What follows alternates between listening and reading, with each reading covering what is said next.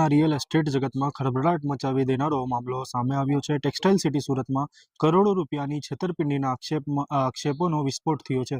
ભાગીદારીમાં વિશ્વાસઘાત અને ફોર્જરીના ગંભીર આરોપો લાગ્યા છે। આ કેસને શહેરના સૌથી મોટા આર્થિક ગુનાઓમાં ગણવામાં આવી રહ્યો છે। વૈષ્ણવજન તો તેને કહીએ જે પીડ પરાઈ જાનાને રે। નમસ્કાર દર્શક મિત્રો, આપ જોઈ રહ્યા છો નવજીવન ન્યૂઝ। હું છું સાર્થક પટેલ ને વાત કરીએ સુરતના જાણીતા ગજેરા બંધુઓ સામે 1928 કરોડ રૂપિયાની છેતરપિંડી મામલે ફરિયાદ નોંધાતા ભારે ચકચાર મચી છે। ફરિયાદી પ્રવીણ દેવકીનંદન અગ્રવાલના આક્ષેપ મુજબ શાંતિ રેસિડેન્સી પ્રાઇવેટ લિમિટેડમાં તેમની અને તેમના પરિવારની કુલ 43% ભાગીદારી હડપ કરવા માટે 15 જેટલી બોગસ સહીઓ કરવામાં આવી હતી। આક્ષેપ છે કે રિયુનિયન ફોર્મ તૈયાર કરી તેમના ભાગીદારી 43%થી ઘટાડી માત્ર 4.02% કરી દેવામાં આવી।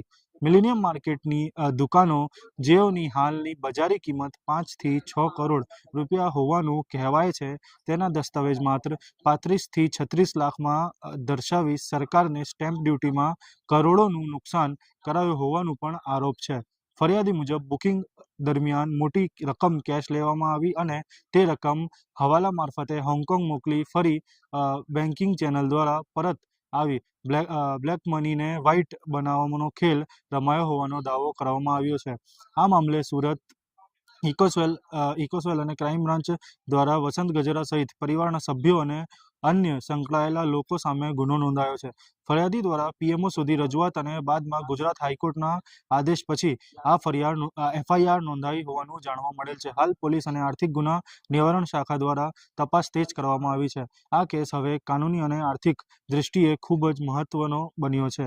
શહેરના રિયલ એસ્ટેટ ક્ષેત્ર પર તેની સીધી અસર પડી શકે તેવી ચર્ચાઓ છે। ફરિયાદી પ્રવીણ અગ્રવાલ ને ગંભીર આક્ષેપો સાથે અનેક દસ્તાવેજ પુરાવો હોવાનો દાવો કર્યો છે।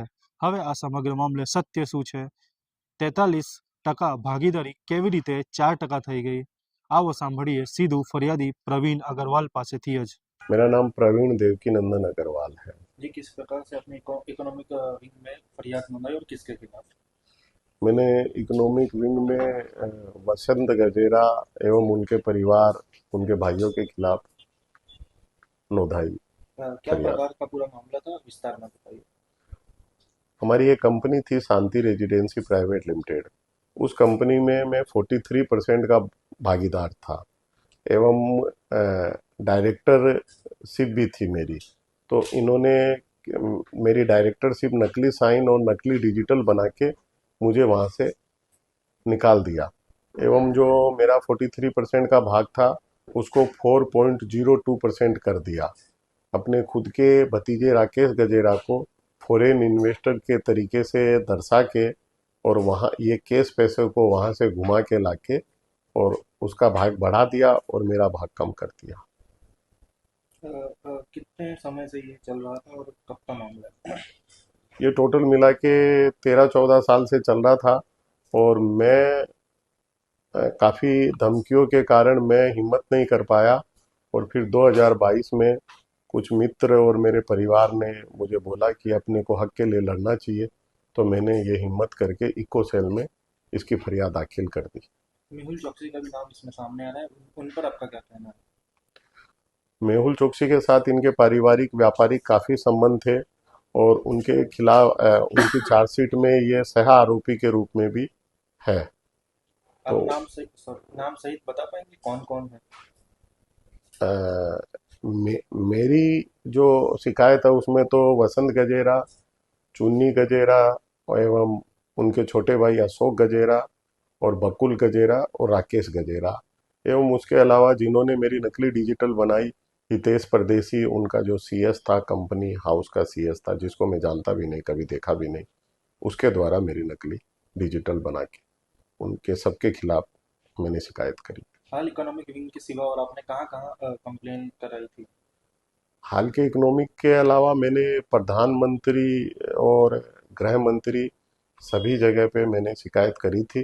तो प्रधानमंत्री की शिकायत करने के बाद त्वरित वहाँ से जवाब भी आया और कार्रवाई बहुत त्वरित रूप से स्टार्ट भी हो गई और जांच एजेंसियां सब सक्रिय हो गई। सरकार से आपकी क्या मांग है? सरकार से यही मांग है कि आरोपियों को है ना उनकी सजा दी जावे एवं मुझे मेरा हक दिया जावे। આપણે ફરિયાદી પ્રવીણ અગ્રવાલને સાંભળી અને તેમનું કહેવું શું છે તે જાણ્યું. તેમના દ્વારા ગંભીર આક્ષેપો મૂકવામાં આવ્યા છે. હવે આગળ આ કેસમાં તપાસ અને કાનૂની કાર્યવાહી શું વળાંક લે છે તે મહત્વનું રહેશે. આ સમગ્ર મામલે જે પણ નવા વિકાસ થશે તેની માહિતી અમે આપને સતત પહોંચાડતા રહીશું. સાર્થક પટેલ, નવજીવન ન્યૂઝ, સુરત.